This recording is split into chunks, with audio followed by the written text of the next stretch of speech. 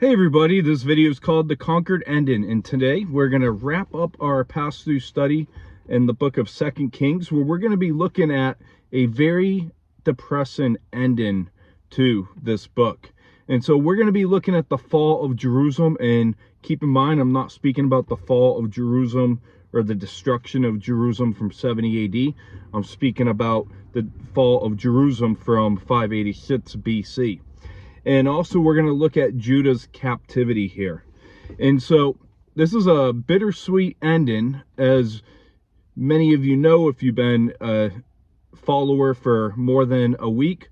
We've been going through the books of the Kings, 1st and 2nd Kings, since the start of 2023.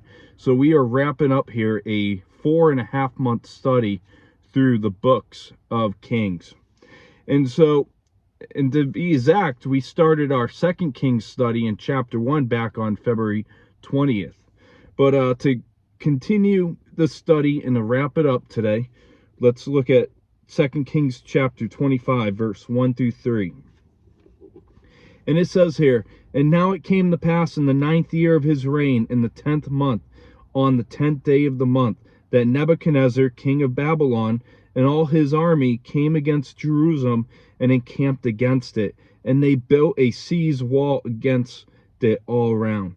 So the city was besieged until the 11th year of King Zedekiah. By the 9th day of the 4th month, the famine had become so severe in the city that there was no food for the people of the land." So, responding to Zedekiah's rebellion from the last chapter, verse 20, Nebuchadnezzar, he sent in his whole army to lay siege against the city of Jerusalem. And the siege began in the 9th year of Zedekiah's reign, January of 588 BC. And the siege wall was compromised of either wood towers higher than the walls of the city, or the dirt rampart encircling the city. And Jerusalem withstood the siege until the 11th year of Zedekiah's reign in July 586 BC. And Hezekiah's funnel guaranteed the city an uninterrupted supply of fresh water. An Egyptian attack into Judah gave the city a temporary pardon from the siege, as you can find in Jeremiah chapter 37 verse 5. So after this siege against Jerusalem of 2.5 years, the food supply in Jerusalem was obviously running out. It ran out, according to Jeremiah in Jeremiah 38 verse 2 and 3. In verses 4 through 7 says, "Then the city wall was broken through, and all the men of war fled at night by way of the gate between two walls, which was by the king's garden, even though the Chaldeans were still encamped all round against the city. And the king went by way of the plain, but the army of the Chaldeans pursued the king. They overtook him in the plains of Jericho. All his army was scattered from him. So they took the king and brought him up to the king of Babylon at Riblah, and they pronounced judgment on him. Then they killed the sons of Zedekiah before his eyes, put out the eyes of Zedekiah, bound him with bronze fetters, and took him to Babylon." So the walls near the king's garden was probably located at the extreme southeast corner of the city, given direct access to the Kidron Valley. And this gave Zedekiah and his soldiers an opportunity to flee for their lives to the east. And Zedekiah, he fled towards the Jordan Rift Valley. And the Babylonian pursuers caught him in the Jordan Valley south of Jericho, approximately 20 miles east of Jerusalem. And Riblah was located on the Orontes River, approximately 180 miles north of Jerusalem. And it was Nebuchadnezzar's military headquarters for his invasion of Judah. And it provided many provisions for a military field headquarters. And the captured traitor Zedekiah was brought to Nebuchadnezzar at the place of Riblah, where he was blinded after witnessing the deaths of his sons. And the execution of the royal heirs ensured the impossibility of a future claim to the throne or rebellion from his descendants. And the blinded made his own future rebellion or retaliation impossible. And the prophet Jeremiah, he had warned Zedekiah that he would see Nebuchadnezzar in Jeremiah chapter 32, while Ezekiel said that he would not see Babylon in Ezekiel chapter 12. So both prophecies turn out to be accurately fulfilled. And historian Josephus claims that Nebuchadnezzar kept Zedekiah in prison until he died, and he buried him in magnificently. And verses 8 through 10 says, "And in the 5th month, on the 7th day of the month, which was in the 19th year of King Nebuchadnezzar, king of Babylon, Nebuzaradan, the captain of the guard, a servant of the king of Babylon, came to Jerusalem. He burned the house of the Lord and the king's house, all the houses of Jerusalem, that is, all the houses of the great, he burned with fire. And all of the army of the Chaldeans who were with the captain of the guard broke down the walls of Jerusalem all around." So verses 8 through 10, verse 8 would have taken place in August of 586 BC, 1 month after the Babylonian breakthrough of Jerusalem's walls. And Nebuzaradan, I'm going to call him, was the commander of Nebuchadnezzar's own imperial guard, and he was sent by King Nebuchadnezzar to oversee the destruction of Jerusalem. And this dismantling and destruction of Jerusalem was accomplished by the Babylonians in an orderly progression. And first, we see that Jerusalem's most important buildings were pretty much burned down, and then the Babylonian army tore down Jerusalem's outer walls, which was, the outer walls was Jerusalem's main defense. And so we see that the Babylonians kind of gave the picture of what the BLM did a few years back by burning down some, important places. And Solomon's great temple was now in ruin, and it stayed in ruin until many years, until it would be humbly rebuilt by the returning exiles, which you're going to see in the book of Ezra. And the Jewish Talmud declared that when the Babylonians entered the temple, they held a 2-day feast there to desecrate it before setting it on fire on the 3rd day, according to a theologian whose commentary or expositional breakdown of 2 Kings I see. His name's Russell Dilday. And Solomon's temple laid for 424 years and a quarter, and the walls remained ruined until they were rebuilt by the returning exiles in the book of the days in book of Nehemiah. And verse 11 through 17 says, "Then Nebuzaradan, the captain of the guard, carried away captive the rest of the people who remained in the city, and the defectors who had deserted to the king of Babylon with the rest of the multitude. But the captain of the guard left some of the poor of the land as vine dressers and farmers. The bronze pillars that were in the house of the Lord, and the carts and the bronze sea that were in the house of the Lord, the Chaldeans broke into pieces and carried their bronze to Babylon. They also took away the pots, the shovels, trimmers, spoons, and all the bronze utensils with the priests ministered, the fire pans and the basins, the things of solid gold, solid silver, and the captain of the guard took away. The 2 pillars, 1 sea, and the carts, which Solomon had made for the house of the Lord, the bronze of all its articles was beyond measure. The height of 1 pillar was 18 cubits, and on the capital on it was bronze.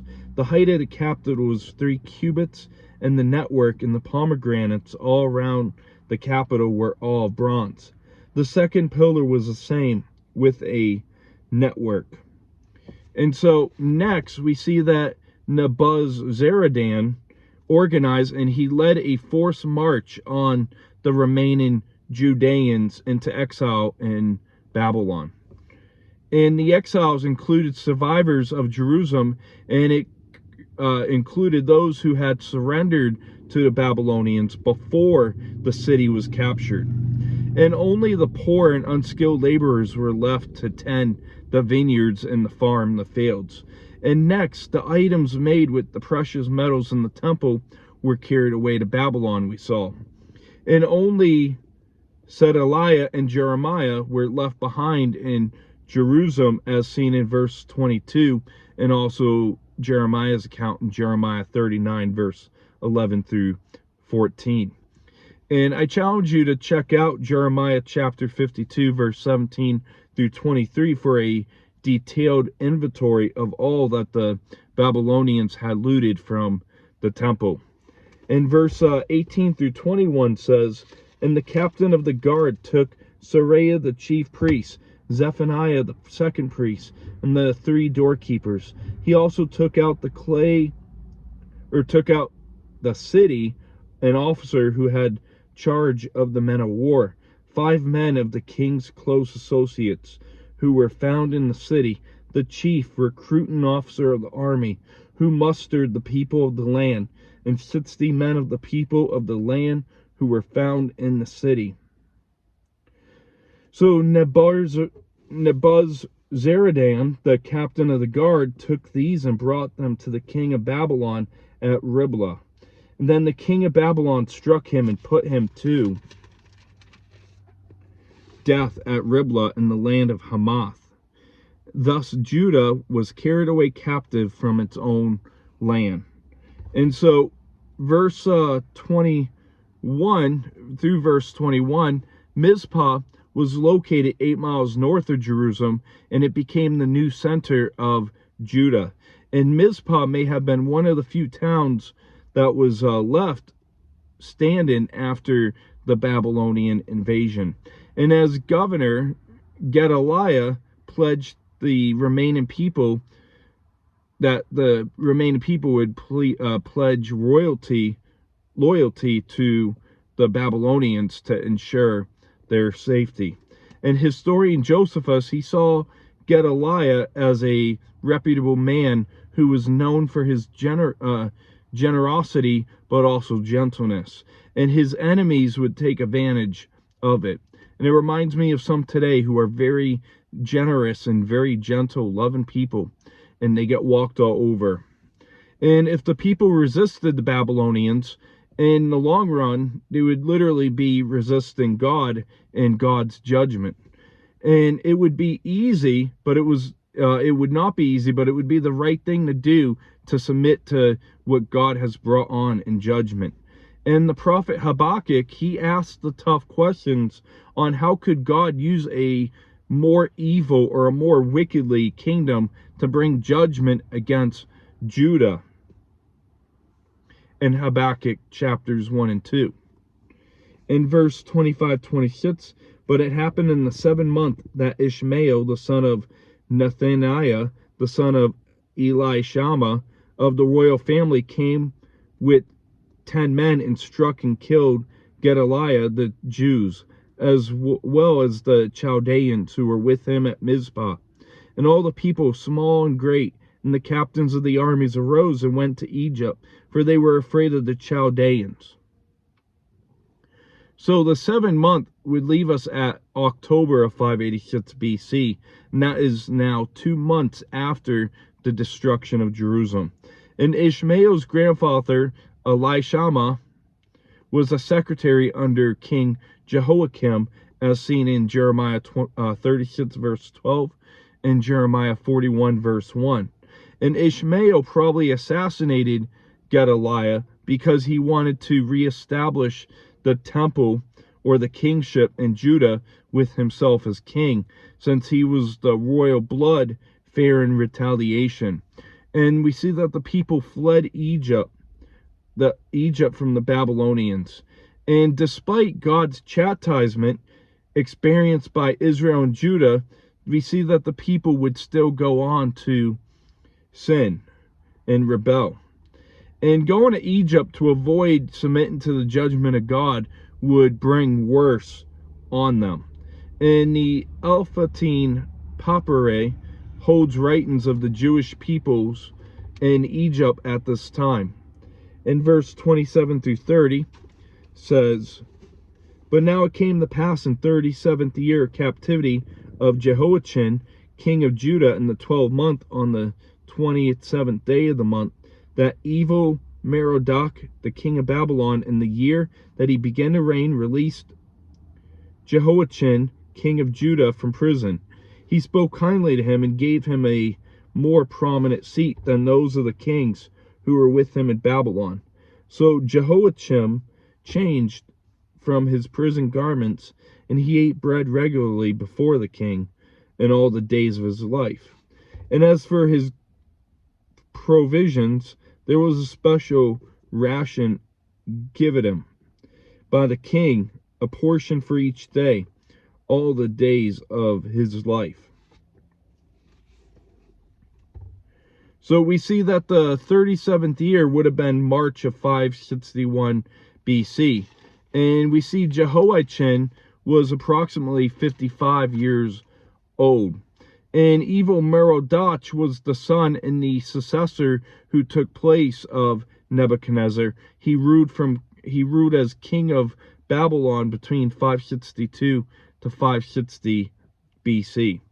And to gain favor with the Jews, the kings released Jehoiachin from his imprisonment and gave him special privileges.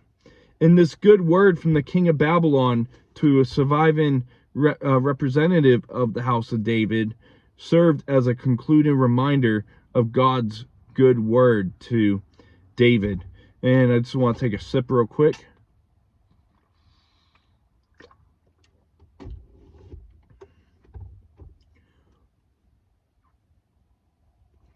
But through the curse of exile, we see that the dynasty of David survived.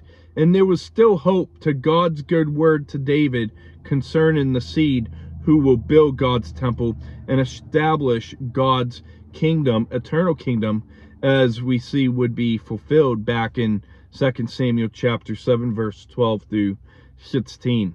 And the book of 2 Kings opened with Elijah being carried away to heaven, and the destination of heaven is for those who are faithful to God.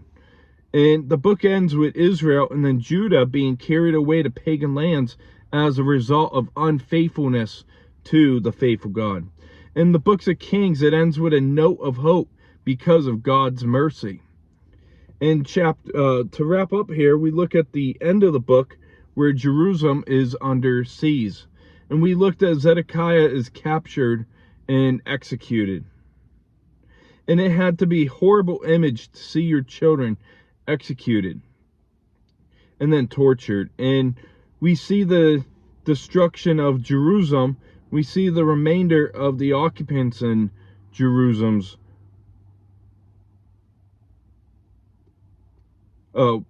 We saw the remainder of the occupants in Jerusalem was taken captive and then plundered. And then we see the authority of Nebuchadnezzar over Jerusalem and Judah. And we see Gedaliah is made for governor, and we see that Gedaliah coming up will be assassinated. And we see the end of Jehoiachin's situation of Babylon improves. And that's going to wrap up today's video. I hope you have a great rest of your weekend. And Lord willing, we'll be kicking off our next study this upcoming week in the book of 1 Chronicles. So I hope that you join me for the book of 1 Chronicles. I just want to thank you if you've been faithful and hanging in through all of our studies through the book of 1 and 2 Kings. So I hope you have a great rest of your evening. God bless.